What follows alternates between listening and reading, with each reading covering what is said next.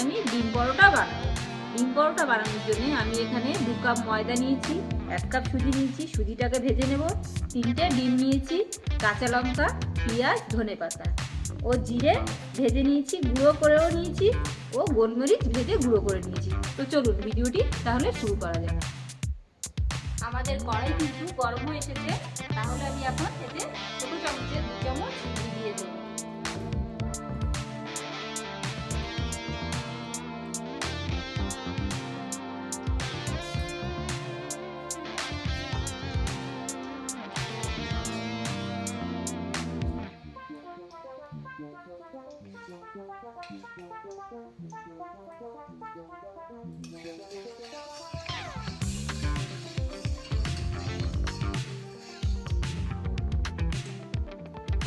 এবার সুজিটা দিয়ে দেব।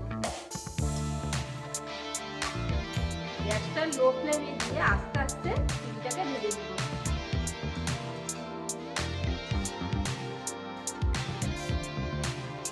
সুজিটা কিন্তু আমি এখানে কাঁচাও দিতে পারতাম, কিন্তু দেবো না, কারণ সুজিটা একটু ভেজে দিলে খুব সুন্দর একটা গন্ধ আসে এবং খেতেও বেশ ভালোও লাগে। আমাদের সুজি কিন্তু ভাজা হয়ে এসেছে, এবার আমরা সুজিটাকে তুলে নেব।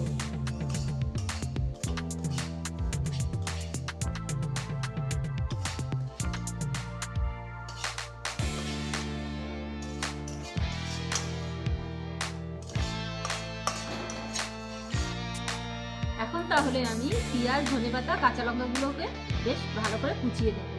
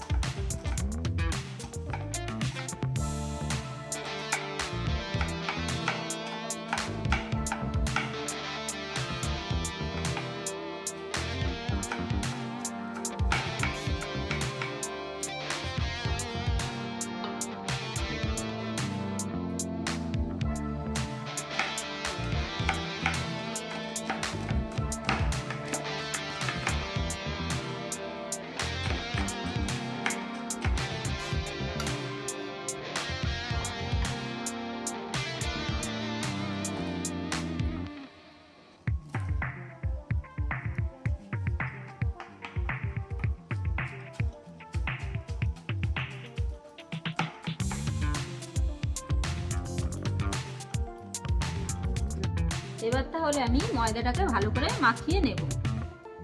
1 চামচ হলুদের গুঁড়ো দেব, স্বাদ অনুসারে লবণ দেব,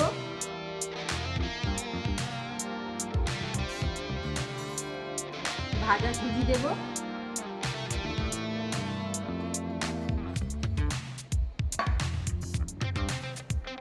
এবার তাহলে আমি এগুলোকে ভালোভাবে মিশিয়ে নেব।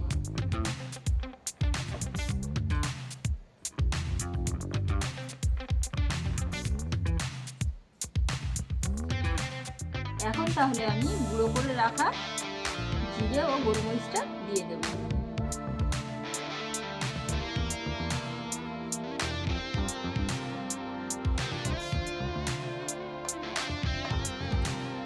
এবার তাহলে আমি কুচানো পেঁয়াজ, লঙ্কা ও ধনেপাতাটা দিয়ে দেব।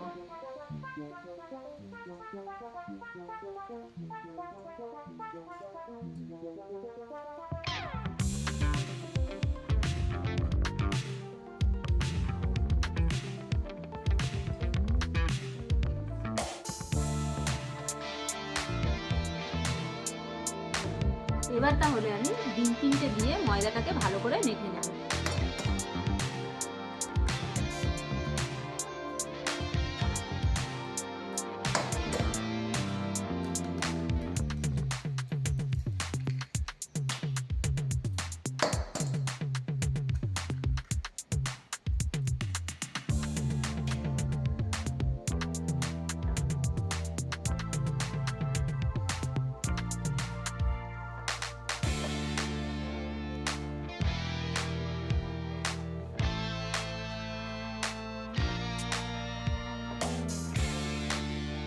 এতে আমি তাহলে এবার একটু জল দেব।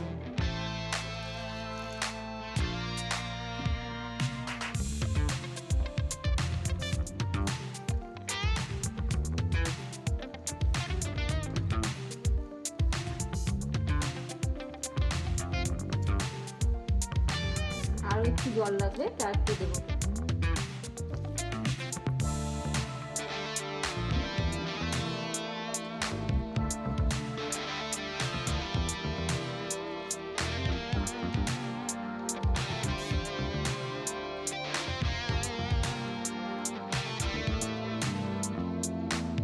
ময়দাটা কিন্তু আমি বেশ ভালো করেই মেখে নিয়েছি, তো ময়দাটার থিকনেস ঠিক এরকম হবে।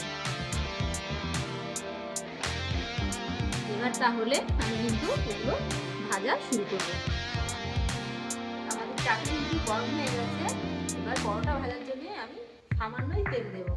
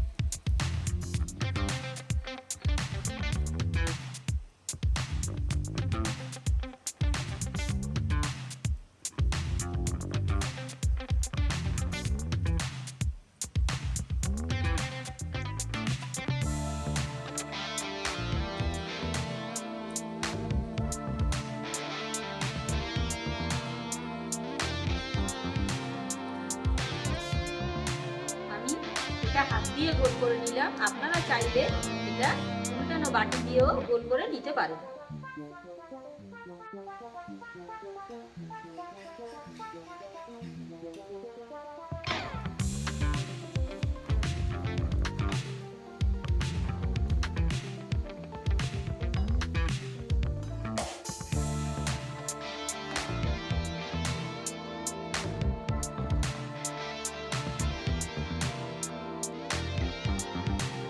পরোটা কিন্তু ভাজা হয়ে গেছে।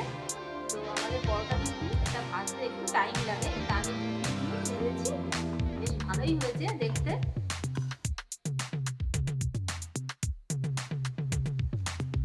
আমাদের পরোটাটা কিন্তু সেকেন্ড বারের জন্য বেশ সুন্দর গোল হয়েছে। আপনারাও বানাবেন, আপনাদের পরোটাও ঠিক এরকম সুন্দর হবে।